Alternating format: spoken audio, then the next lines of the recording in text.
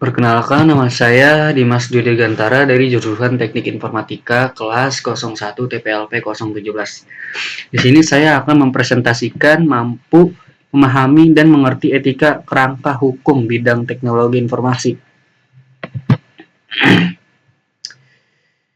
Berikut adalah penjelasan mengenai etika manfaat teknologi, kriminalitas di internet, kerangka hukum bidang TI, dan perspektif cyber law dalam hukum di Indonesia. Yang pertama itu mengetahui etika pemanfaatan teknologi. Etika pemanfaatan teknologi merujuk pada aturan norma dan prinsip moral yang harus diikuti dalam penggunaan teknologi. Seiring berkembangnya teknologi seperti internet, media sosial, dan kecerdasan buatan, muncul kebutuhan untuk mengatur bagaimana teknologi digunakan dengan cara yang bertanggung jawab dan aman. Berikut beberapa aspek etika yang penting dalam pemanfaatan teknologi, yaitu ada privasi. Privasi pengguna harus menjaga kerahasiaan informasi pribadi dan menghormati privasi orang lain saat berinteraksi di dunia digital. Misalnya tidak menyebarkan data pribadi tanpa izin atau mengakses informasi pribadi orang lain tanpa izin. Keamanan. Penggunaan teknologi harus dilakukan dengan memperhatikan keamanan data dan sistem. Pengguna harus menghindari tindakan yang dapat merusak sistem atau data milik orang lain seperti peretasan atau pencurian data. Tanggung jawab. Pengguna teknologi harus bertanggung jawab terhadap apa yang mereka unggah atau bagikan. Ini termasuk mematuhi hukum hak cipta, menghormati hak kekayaan intelektual, dan tidak menyebarkan informasi yang menyesatkan atau berbahaya. Transparansi dan kejujuran. Dalam penggunaan teknologi, terutama dalam hal komunikasi dan transaksi digital, sangat penting untuk bersikap transparan dan jujur, serta tidak melakukan penipuan atau manipulasi data. Pencegahan penyalahgunaan. Pemanfaatan teknologi harus dilakukan untuk tujuan yang baik dan tidak disalahgunakan untuk tindakan yang dapat merugikan orang lain, seperti dalam kasus cyberbullying, penyebaran konten negatif, atau eksploitasi anak. 2. Mengetahui dan mengerti kriminalitas di internet. Kriminalitas di internet atau cybercrime merujuk pada aktivitas ilegal yang dilakukan dengan menggunakan internet atau teknologi informasi. Berikut adalah beberapa jenis kriminalitas di internet yang umum. Penipuan online. Ini melibatkan tindakan seperti phishing, penipuan kartu kredit, dan transaksi palsu. Penipuan berusaha untuk mengelabui korban agar memberikan informasi pribadi atau uang. Peretasan atau hacking. Aksi ini dilakukan dengan cara mengakses sistem atau data secara ilegal. Hacker bisa mencuri informasi pribadi, merusak sistem, atau melakukan serangan denial of service atau disebut dengan DOS yang membuat situs web atau layanan tidak dapat diakses.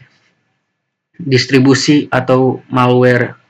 Malware adalah perangkat lunak berbahaya yang dirancang untuk merusak sistem komputer, mencuri data, atau mengakses informasi tanpa izin. Virus, trojan, dan ransomware adalah contoh malware yang banyak digunakan oleh pelaku kejahatan.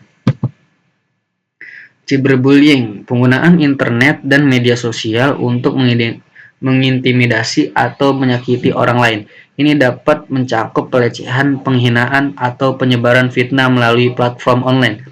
Pencurian identitas, pelaku kejahatan mengakses informasi pribadi korban yang melakukan penipuan, membuka akun bank palsu, atau transaksi ilegal atas nama korban. Pornografi anak dan eksploitasi seksual. Ini adalah kejahatan serius yang melibatkan penyebaran atau konsumsi materi pornografi anak secara online. Pelanggaran hak cipta.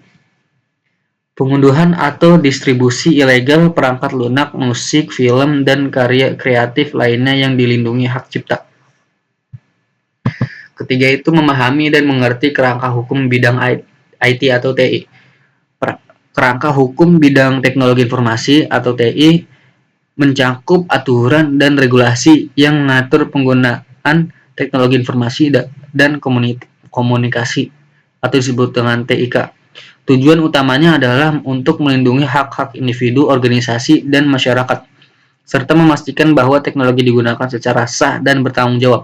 Beberapa aspek dalam kerangka hukum TI antara lain: perlindungan data pribadi. Hukum melindungi data pribadi individu agar tidak disalahgunakan. Ini termasuk pengaturan mengenai pengumpulan, penyimpanan, dan distribusi data pribadi tanpa izin. Keamanan informasi. Peraturan mengenai perlindungan sistem dan informasi dari ancaman yang dapat merusak, mencuri, atau mengakses data secara ilegal, seperti yang tercantum dalam undang-undang terkait keamanan siber. Hak cipta dan kekayaan intelektual. Ini mencakup perlindungan atas karya cipta, seperti perangkat lunak, musik, film, dan karya kreatif lainnya yang dibuat menggunakan teknologi. Transaksi elektronik mengatur legalitas transaksi yang dilakukan secara elektronik, termasuk tanda tangan digital, e-commerce, dan kontrak elektronik. Penyalahgunaan elektronik. Hukum mengatur perilaku yang dapat merugikan orang lain, seperti penyebaran informasi palsu atau hoax, pornografi ilegal, dan pelanggaran hak cipta. Tanggung jawab penyediaan layanan. Penyediaan layanan internet atau disebut dengan ISP dan platform media sosial sering kali memiliki kewajiban untuk mematuhi regulasi tertentu, termasuk pelaporan aktivitas ilegal dan mematuhi permintaan dari pihak berwenang. 4. Memahami perspektif cyberlaw dalam hukum di Indonesia. Cyberlaw atau hukum cyber merujuk pada hukum yang mengatur masalah-masalah terkait dengan penggunaan teknologi informasi, internet, dan komunikasi di dunia nyata. Di Indonesia, cyberlaw melibatkan berbagai peraturan yang berfokus pada pengaturan pelindungan dan penerapan hukum di dunia digital.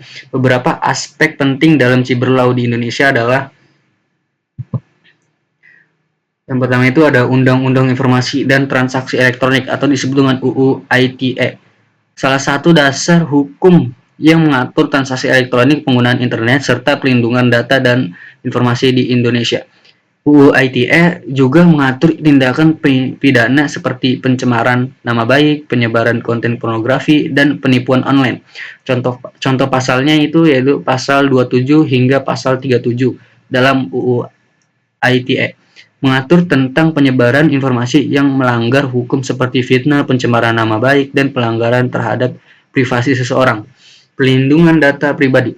Pada tahun 2020, Indonesia mulai menyusun regulasi terkait pelindungan data pribadi dengan mengusulkan Undang-Undang Perlindungan Data Pribadi yang bertujuan untuk memberikan keamanan dan pelindungan data pribadi yang lebih baik, mirip dengan regulasi perlindungan data umum atau disebut dengan GDPR di Eropa. Penyalahgunaan teknologi dan cybercrime. Yang ketiga, Indonesia juga memiliki undang-undang terkait dengan kejahatan siber yang mencakup peretasan, penipuan online, serta distribusi konten ilegal di dunia maya. Contohnya, tindakan pidana peretasan diatur dalam pasal 30 UU ITE yang melarang tindakan ilegal dalam sistem komputer. Yang keempat itu ada tanggung jawab platform digital. Undang-undang di Indonesia juga memberikan tanggung jawab kepada penyedia platform digital seperti media sosial dan aplikasi untuk bertanggung jawab terhadap konten yang dipublikasikan oleh penggunanya. Penyedia layanan dapat diminta untuk menghapus konten yang melanggar hukum atau yang merugikan pihak lain. Penyelesaian sengketa elektronik. Dalam hal sengketa yang timbul dari transaksi elektronik atau permasalahan hukum di dunia maya, Indonesia menyediakan jalur penyelesaian sengketa baik melalui jalur peradilan atau melalui lembaga penyelesaian sengketa alternatif.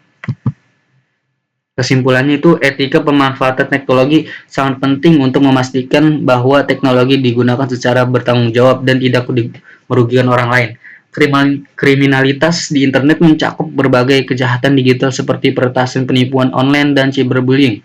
Kerangka hukum bidang IT atau TI di Indonesia mengatur penggunaan teknologi informasi dengan fokus pada perlindungan data pribadi, transaksi elektronik, hak cipta, dan pencegahan kejahatan siber.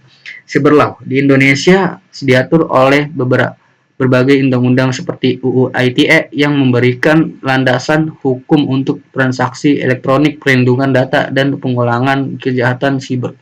Sekian presentasi dari saya. Kurang lebih mohon maaf jika ada kata-kata yang kurang, mohon dimengerti. Sekian, terima kasih.